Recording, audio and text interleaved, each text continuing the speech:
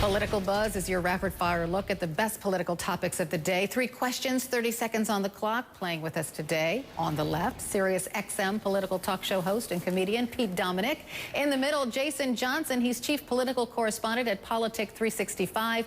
And on the right, Republican strategist Ron Bonjean. Welcome to all of you. Good morning. Good morning, Carol. Morning. Okay, first question. It's a serious one. It's about gun laws in the aftermath of the Trayvon Martin shooting. I'll let Bill Maher set it up. We can go on and on about hoodies and the neighborhood watch guy who looks like Chaz Bono, but...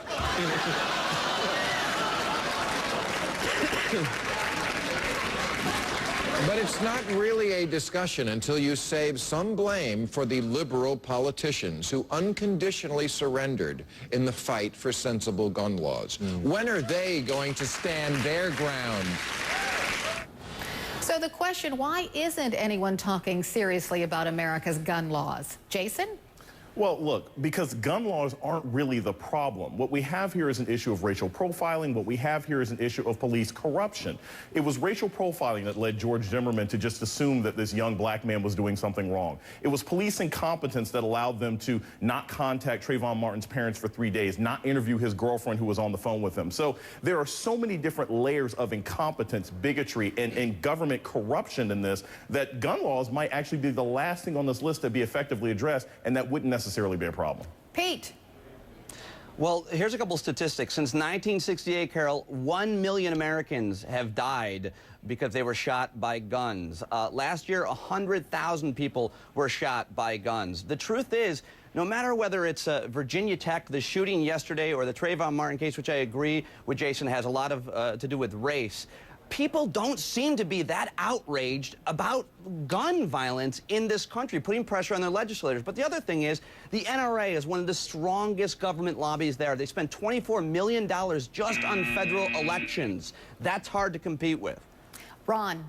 Yeah, contrary to Bill Maher's opinion, most Americans already believe that there are strict gun laws in place, and that's why politicians aren't pushing for them, because it isn't politically popular. And despite the gun laws that are in place, despite any more restricted gun laws, that does not prevent people from making stupid decisions like we saw in Florida. So, you know, I think that Bill Maher is just on the other side of it as an example of a liberal commentator.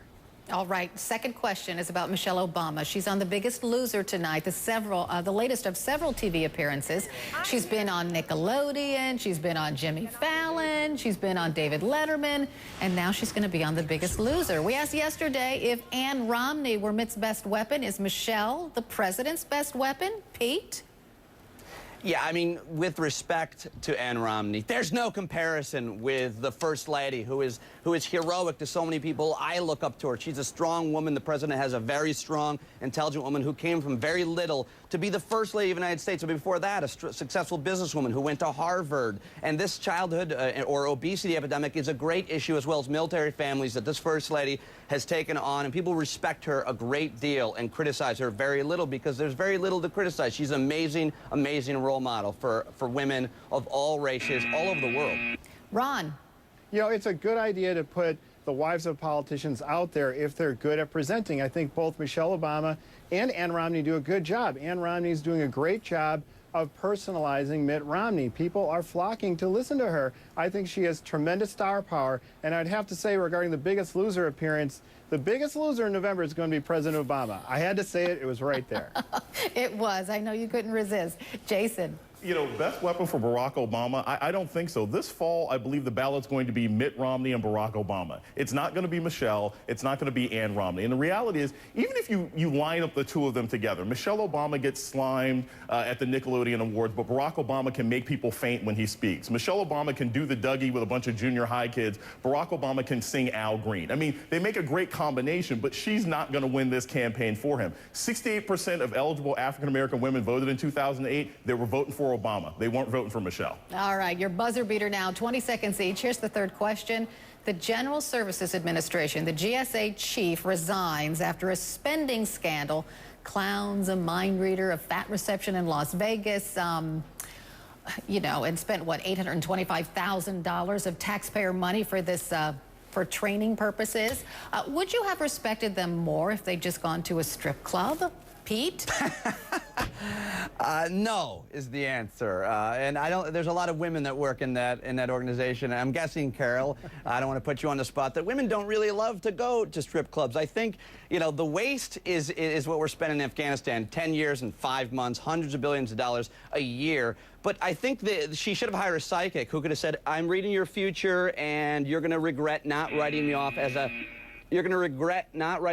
a consultant." Jason.